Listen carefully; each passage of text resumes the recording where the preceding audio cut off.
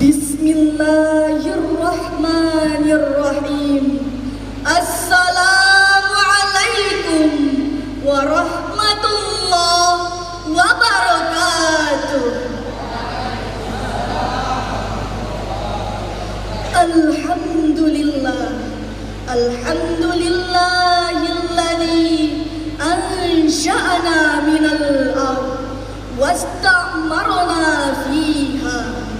Ashhadu an la ilaha illallah wahdahu la syarika lah, wa ashhadu anna sayyidana Muhammadan abduhu wa rasuluh. Allahumma salli ala sayyidina Muhammad wa ala ali sayyidina Muhammad. Amma ba'd. Dewan Hakim yang kami hormati, peserta Syarhul Quran yang kami banggakan, singkatnya hadirin wal hadirat rahimakumullah. Dalam kehidupan kita sebagai manusia, Allah Subhanahu wa Ta'ala telah memberikan perangkat tubuh yang sempurna untuk melakukan berbagai usaha, mulai dari gerak, aktivitas hingga produktivitas.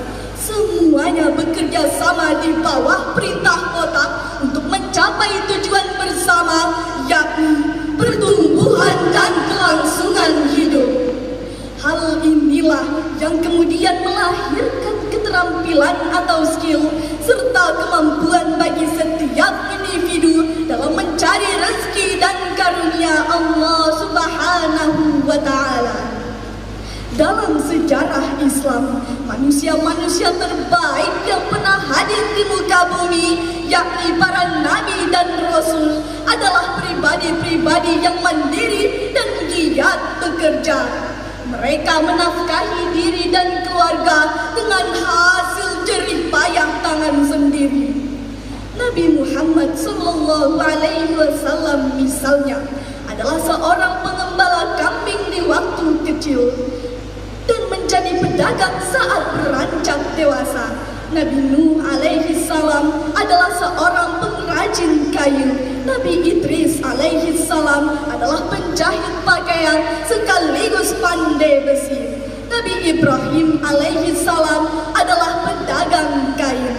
Sedangkan Abduna atau bapak kita, Nabi Adam alaihi salam adalah seorang peternak dan petani yang handal.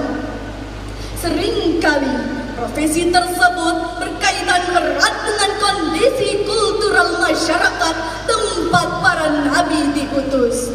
Oleh karena itu, dalam kesempatan musabaqah tilawatil Quran tingkat Provinsi Nusa Tenggara Barat, izinkanlah kami menyampaikan sebuah syarahan Al-Quran yang berjudul Ketahanan Pangan dan Kedaulatan Agraria.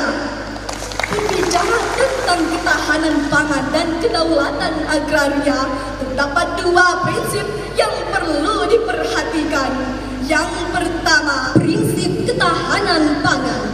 Ketahanan pangan adalah kondisi di mana suatu masyarakat memiliki perencanaan yang matang dalam mewujudkan kedaulatan pangan secara mandiri, baik dari segi kualitas maupun kuantitas. Namun hadirin, hal yang tidak kalah penting adalah pemenuhan pangan tersebut tidak boleh bertentangan dengan hukum agama, budaya, serta kearifan lokal. Sebagai landasannya, mari kita simak firman Allah Subhanahu wa Ta'ala dalam Al-Quran surah Al-Hasyr ayat 18. A'udzu billahi minasy syaithanir rajim.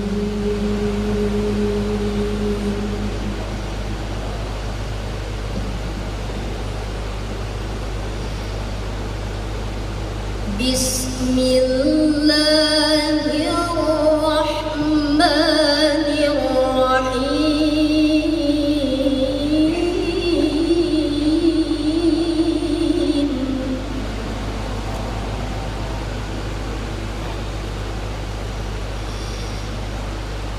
Ya ayyuhalladzina amanu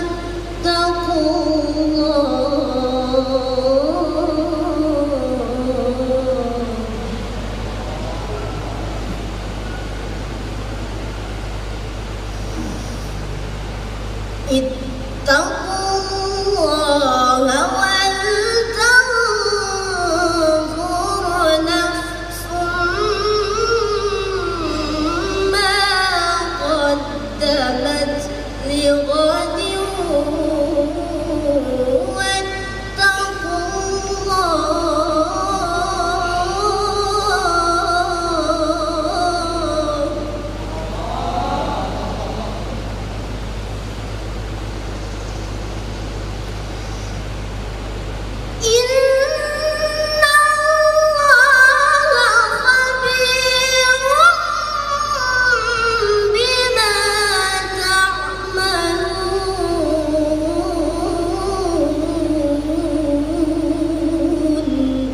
Aku berlindung kepada Allah dari godaan syaitan yang terkutuk dengan menyebut nama Allah yang Maha Pengasih lagi Maha Penyayang.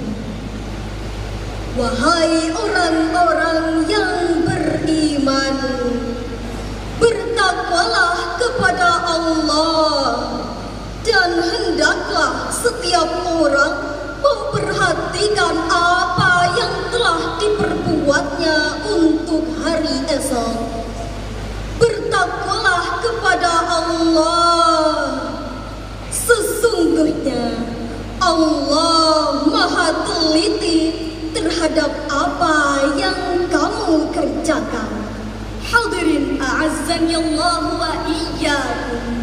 Imam Ibnu Katsir rahimahullah dalam tafsirul Qur'anil Azim jilid 13 halaman 499 menjelaskan bahwa yang dimaksud dengan memperhatikan hari esok adalah melakukan introspeksi diri serta mempersiapkan bekal amal soleh sebelum hari perhitungan tiba.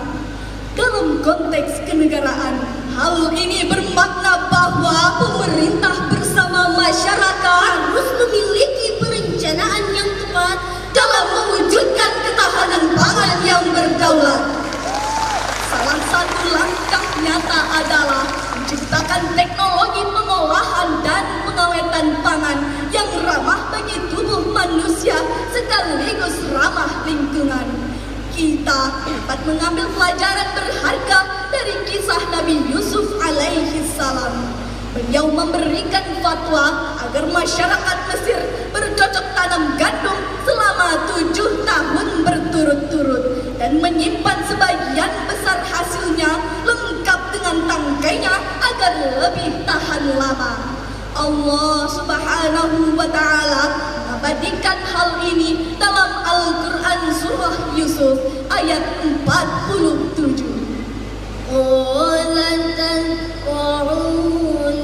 sab'a sinina da'aba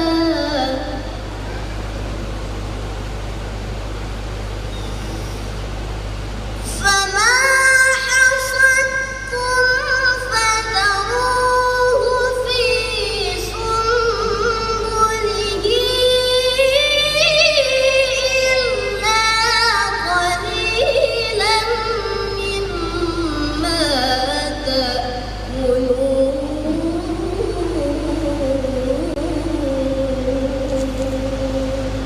Yusuf berkata, bercocok tanamlah kamu 7 tahun berturut-turut. Kemudian apa yang kamu tuai, biarkanlah ditangkainya, kecuali sedikit untuk kamu makan. Hadirin wal hadirat rahimakumullah. Prinsip yang kedua, pemerataan dan distribusi pangan. Imam Al-Qurtubi rahimahullah menilai ayat tersebut sebagai dasar dari maqasidus syar'iyyah, yakni menjaga agama, jiwa, akal, nasab, dan harta. Namun, dalam realitas masyarakat kita, pengelolaan hasil tani seringkali menjadi kendala. Banyak petani yang terpaksa menjual seluruh hasil panennya kepada tengkulak karena desakan ekonomi tanpa melakukan penyimpanan. Akibatnya, beberapa bulan pasca panen, harga pangan melonjak dan petani justru mengalami kesulitan. Hadirin yang dirahmati Allah, dalam konteks kehidupan masyarakat Indonesia, penyimpanan hasil pertanian berupa gabah merupakan komoditas yang sering kali menjadi masalah. Para petani lebih memilih menjualnya ke tengkulak tanpa melakukan penyimpanan, sehingga pada 1 atau 2 bulan berlalu dari musim panen, harga beras naik dan petani mulai kebingungan. Di sisi lain, Perusahaan Umum Badan Urusan Logistik atau yang kita kenal dengan Perum Bulog tidak hadir secara langsung dalam membeli hasil panen para petani, tetapi Bulog menerima hasil pertanian dari para tengkulak, dan sebagai konsekuensinya adalah naiknya harga beras jauh di atas harga gabah dari para petani. Selain itu, distribusi komoditas pangan harus dilakukan secara merata agar tidak terjadi monopoli. Allah Subhanahu wa Ta'ala berfirman dalam Al-Quran surah Al-Hasyr ayat 7.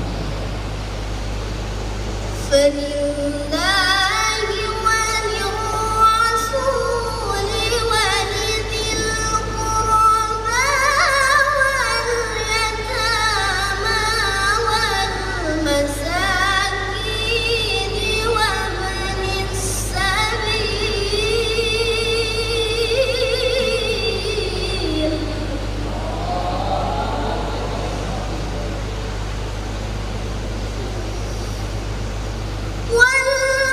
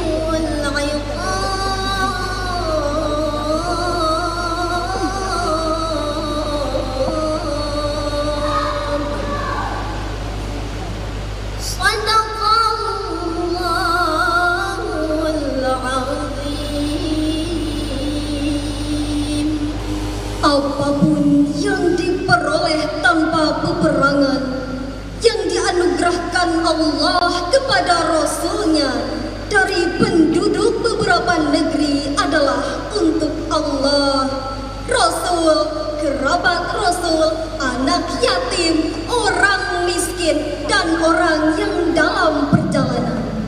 Demikian agar harta itu tidak hanya beredar di kalangan orang-orang kaya saja di antara kamu. Apa yang diberikan Rasul kepadamu, terimalah. Apa yang dilarangnya bagimu, tinggalkanlah. Bertakwalah kepada Allah. Sesungguhnya Allah sangat keras hukumannya. Maha benar Allah dengan segala firman-Nya. Dewan Hakim yang bijaksana, para hadirin yang berbahagia, berdasarkan syarahan tadi dapat ditarik 2 poin penting di antaranya. Pertama, pentingnya perencanaan. Ketahanan pangan nasional yang mandiri hanya dapat terwujud melalui perencanaan strategis antara pemerintah dan masyarakat sebagaimana teladan para nabi. Yang kedua, kedaulatan melalui teknologi. Penggunaan teknologi pengolahan pangan yang ramah lingkungan dan sistem pengawetan pangan yang awet adalah kunci menghadapi masa krisis. Keadilan dalam distribusi pangan merupakan pilar utama dalam mewujudkan ketahanan pangan nasional. Sebagai contoh kearifan lokal, di beberapa daerah, tokoh adat berperan penting dalam melarang warganya menjual seluruh hasil panen dan mewajibkan penyimpanan di lumbung desa lengkap dengan tangkainya, mirip dengan strategi Nabi Yusuf alaihi salam. Dengan pola seperti ini, masyarakat diprediksi akan mampu menjaga ketahanan pangan mereka secara berkelanjutan. Demikianlah yang kami sampaikan. Terima kasih atas keikhlasan hadirin dalam mendengarkan uraian ini, dan mohon maaf atas segala kekurangan serta kehilafan. Buah durian isinya putih. Cukup sekian dan terima kasih. Wabillahi taufiq wal hidayah.